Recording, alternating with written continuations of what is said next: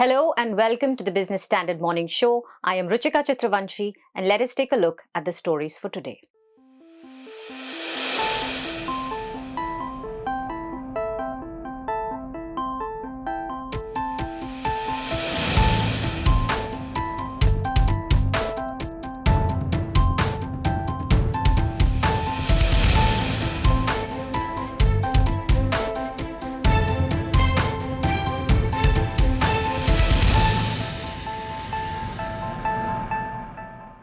Slowly but surely, Paytm became part of our lives. But the company which spearheaded digital payments in India has been reporting losses for quite some time now.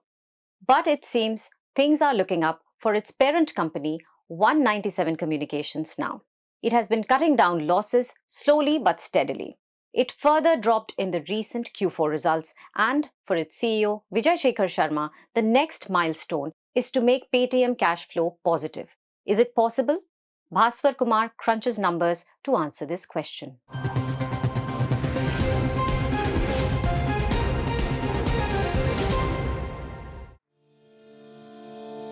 With the losses of Paytm's parent company 197 Communications narrowing in the concluding quarter of FY23, Paytm Chief Executive Officer Vijay Shekhar Sharma has set profitability as the fintech major's next target.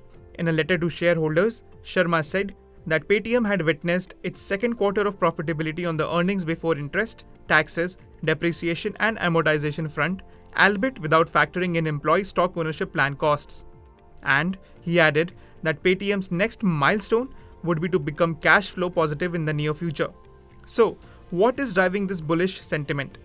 Well, in its quarter 4 FY23 results, Paytm managed to narrow its losses to 168 crore rupees, which translated into an almost 60% drop sequentially and almost 80% drop year on year. Revenues also surged over 50% year on year to over 2,300 crore rupees in quarter 4, largely driven by growth in payments and loan distribution business. Higher revenue from merchant subscriptions also contributed to the growth, as did the 40% year on year increase in its gross merchandise value, which stood at slightly over 3.6 trillion rupees in Q4. Overall, the lending business was the vertical that shined the most in terms of income. Against this backdrop, what does Paytm's future look like? In a research note issued after Paytm's Q4 FY23 results, Goldman Sachs highlighted that for the first time, Paytm had reported an improvement in expected credit losses in its buy now, pay later portfolio and a reduction in bounce rates across it and the personal loan portfolio. According to the note, this would help build confidence in the scalability of Paytm's lending book. The note said that profitability was expected to continue improving in FY24, with Goldman Sachs still expecting Paytm to become the most profitable company within its India internet coverage according to its estimates for FY25. The note said that FY25 would also see Paytm achieving net income profitability. In another research note, JM Financial Institutional Securities Limited said that while it had largely been cautious about Paytm's business model, its operating metrics were gradually improving due to the management's focus on increasing efficiencies and profitability, which should help Paytm turn profitable according to its estimates for FY26. Coming back to Paytm's aim of becoming cash flow positive, let's start with what that actually means. According to the Harvard Business School, cash flow simply means the net balance of cash moving into and out of a company at a specific point in time. And positive cash flow simply means a business has more money moving into it than out of it. Note that it's possible for a business to be both profitable and have a negative cash flow. It's also possible for a company with positive cash flow to fail to make a profit, which is the case with many startups or businesses that are scaling up.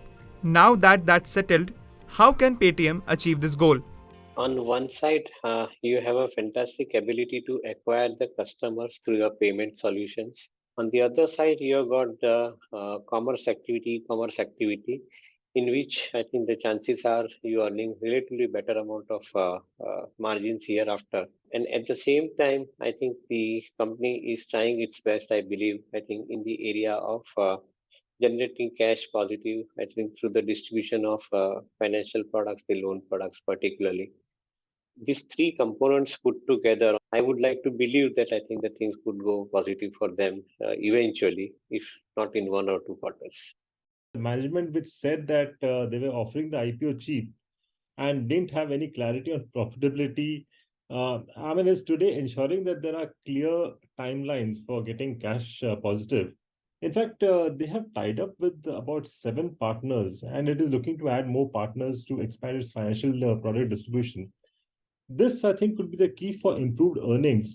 Secondly, the loan disbursement CAGR is expected to be about 60% plus, and the contribution from this should be about 30% of the revenue against 9% in FY22. So that growth will be decent.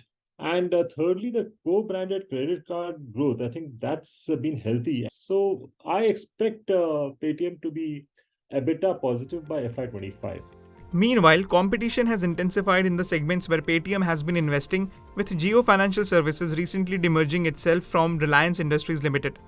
This will pose a challenge for Paytm as Jio has the wherewithal to bring in a number of financial services. So, going forward, what are the challenges Paytm will face in chasing its goals? The challenges that they are possibly facing is in the area of not having the book with them.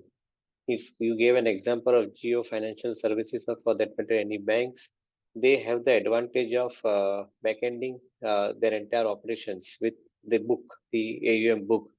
And as a result of which, they would be far more competitive on the pricing part of the loan vis-a-vis what Paytm could offer. Though Paytm could bring more number of customers, but the pricing part of the loan could remain more competitive with the likes of banks and stronger NBFCs. The latest one clearly is from Reliance Jio. But then we all know that Paytm has been the leader. See, overall payment industry is expected to double to about $16 trillion by 2026. If you look at the mobile payments, I mean, they are expected to grow about 5x. And as far as Paytm is concerned, the increase in QR deployment will also boost merchant payments, which again is expected to grow about 6x by 2026. So, I mean, overall, there are a decent amount of tailwinds for Paytm. I mean, unless they really make a big blunder, I don't think it can really go off track. Unless, of course, you have Reliance Jio getting a bit too aggressive. Experts say that Paytm has improved its management, thus becoming more efficient and productive. This is expected to move Paytm towards positive cash flow. However, Jio Financial Services could play the spoiler if it adopts a very aggressive strategy.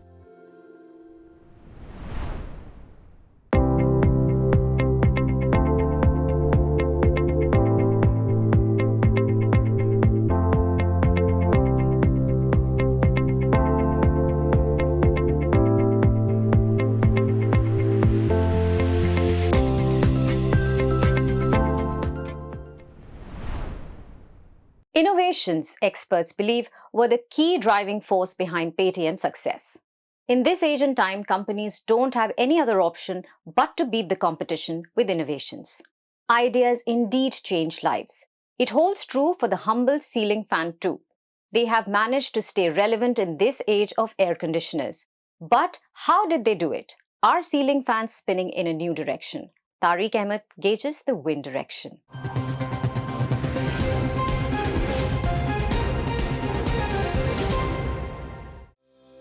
At the turn of 20th century, Crompton Greaves introduced the first electric fan in India. And about 2 decades later, in 1930, Usha came out with the first indigenous ceiling fan. Since then, the humble blades have been spinning in our rooms, unhindered by the winds of change that brought in, first, the room coolers, and then the air conditioners. Despite the rapid adoption of ACs, which have made inroads in villages too, ceiling fans didn't lose their edge. Technological and aesthetical add-ons only made it more relevant. Fan is something, even if you have air conditioner at home, you can't work without a fan. Because once the temperature has come down, let's say 23, 24 degrees centigrade, the fan is not required, the AC is not required. At that time, a fan can operate and can give you the comfort at that level. Once the humidity is out and temperature is down, then if you are going to continue to use air conditioner, you are wasting a lot of electricity. And there are certain times when in the room you still require, you don't require air conditioning once the temperature comes down.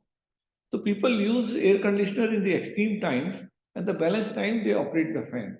So demand for fan cannot come down at any stage of time in India.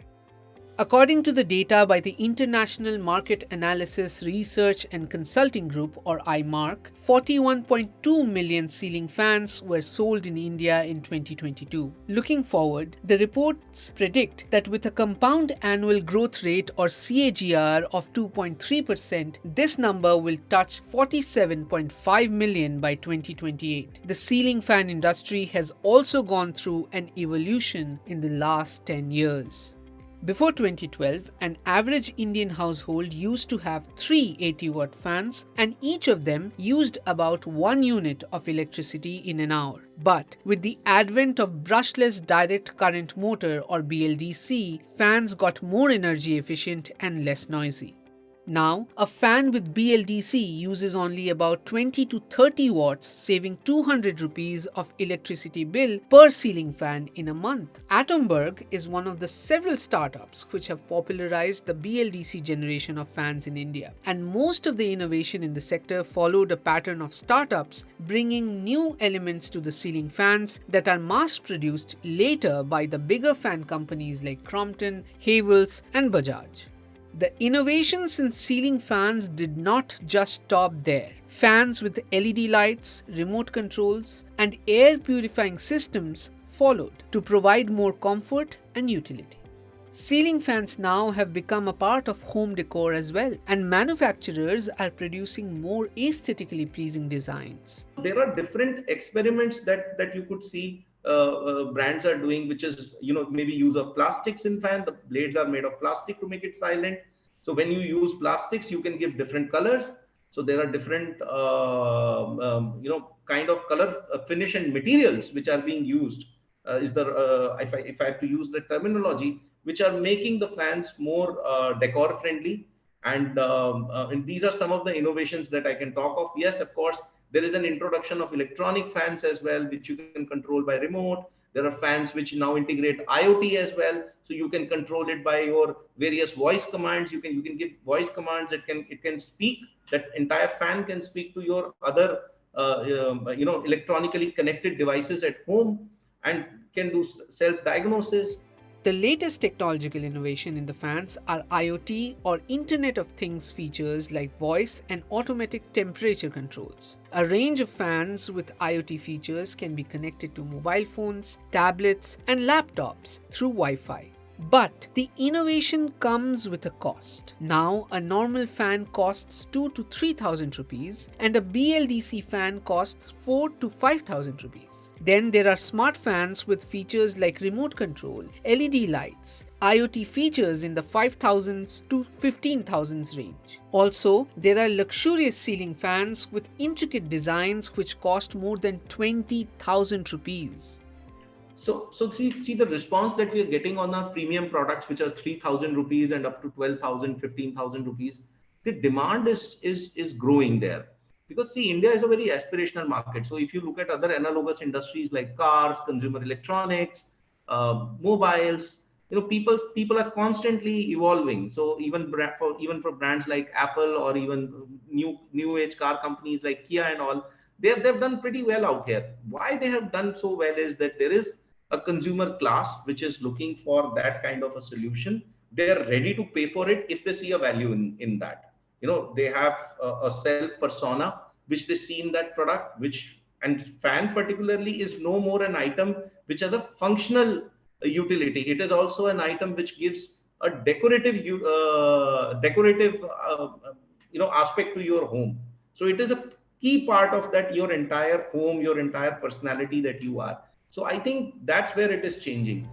With the average temperature rising across all the geographies of the country, fans have now become an almost all-season product. They are not just complementing coolers and ACs by evenly spreading the cooling, but adding to the decor of the room too. And this year, the government has also made it mandatory for ceiling fan makers to display B-star ratings. This will lead to more energy-efficient fans. Clearly, fans in India are getting cooler. Meanwhile, fanned by the prospects of good Q4 results, shares of automobile companies have seen a stellar run in the past 1 month. However, will this upside continue in the near term as well, or a correction is on the horizon? Lovisha Darad brings you a detailed report.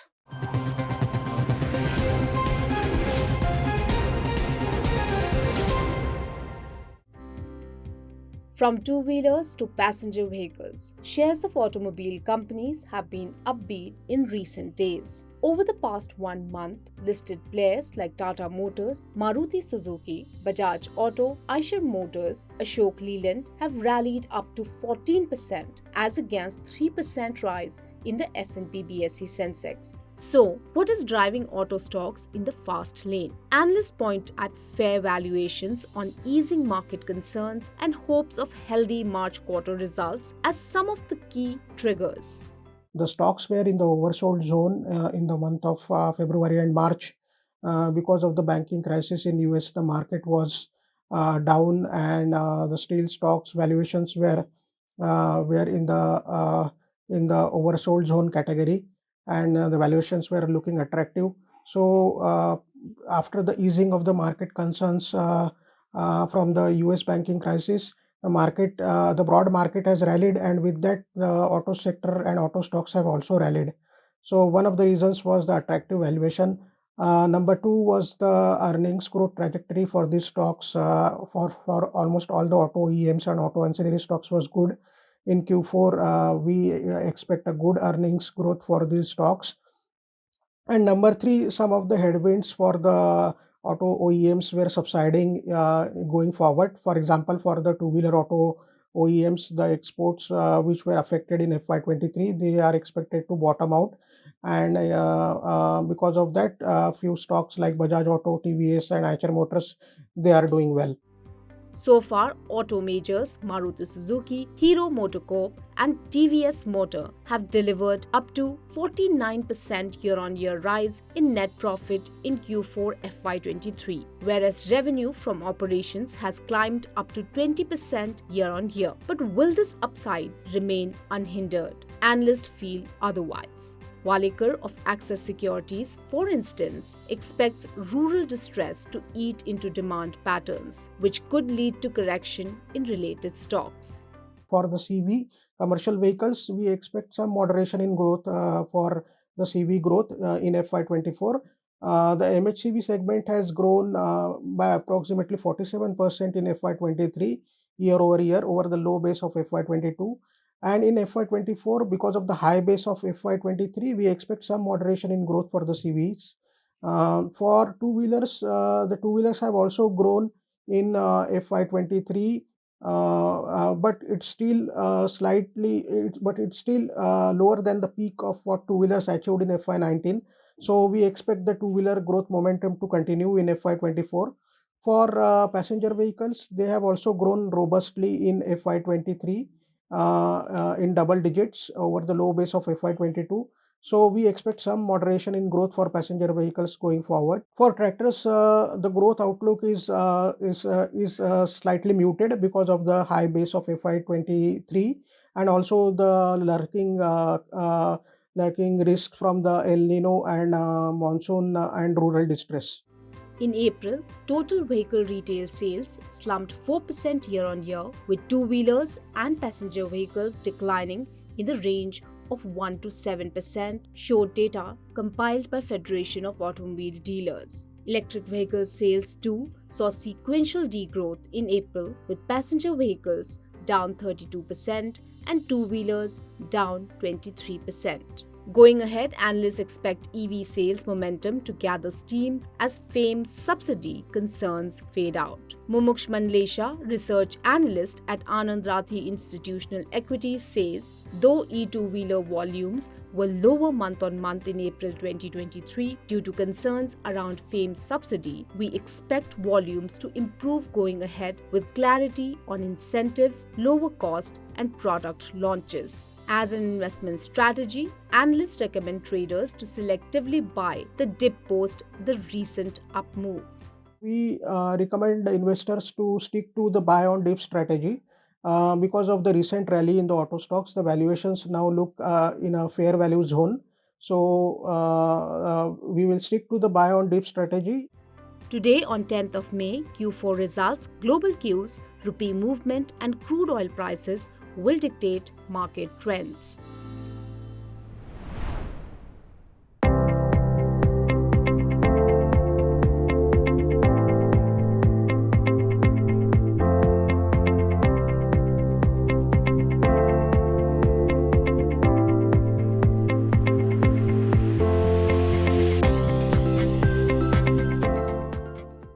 After action in the automobile sector, let us shift our attention to the one around ports. A cargo ship carrying 20,000 bags of cement chugged out of Kolkata port on May 4th, operationalizing the waterway component of Kaladan Multimodal Transport Project. The ship will reach Sitwe port in Myanmar. In our Decoded segment, we tell you more about this ambitious project.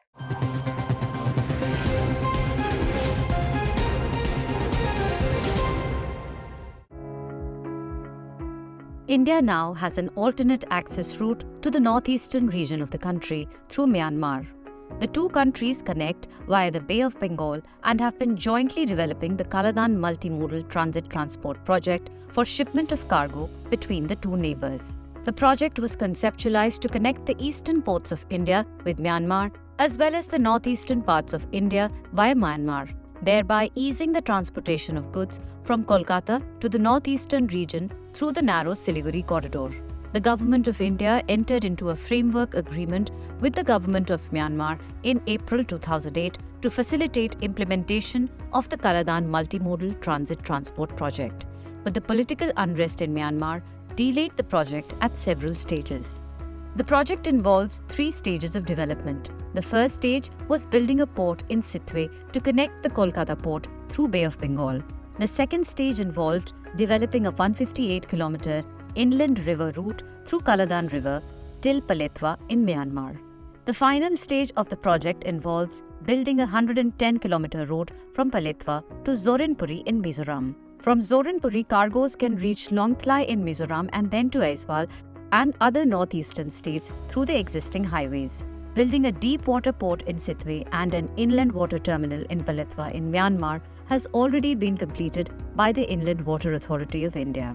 The first cargo ship from Kolkata's Shyama Prasad Mukherjee port reached the newly inaugurated Sitwe port in Myanmar, Rakhine State on 9th of May. That's a milestone, according to the Minister of Ports, Shipping and Waterways, Sarbananda Sonowal, because political turmoil in Myanmar had delayed the project multiple times in the past. For instance, the Sitwe port was completed in 2018, but the permission for operations came only by January 2023. Also, 5 Indian workers were abducted by the Arakan Army in November 2019. The operationalization of Sitwe port would enhance bilateral and regional trade as well as contribute to the local economy of Rakhine State of Myanmar, reads a statement by the Ministry of Ports, Shipping and Waterways. However, the real challenge is building the 110-kilometer road as it passes through conflict-ridden states of Chin and Rakhine states in Myanmar. The completion of Kaladan Multimodal Transport is scheduled to take another 18 to 20 months, depending on the political stability in Myanmar.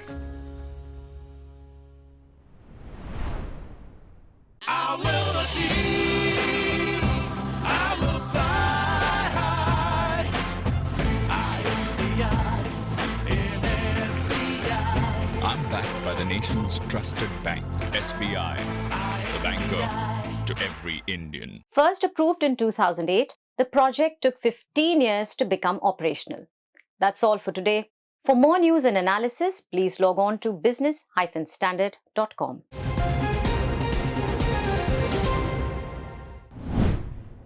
If you like this video, share it and subscribe to Business Standard. For more news, views and insights, log on to www.business-standard.com. Do also follow us on YouTube, Twitter, Facebook, Instagram, Telegram and LinkedIn.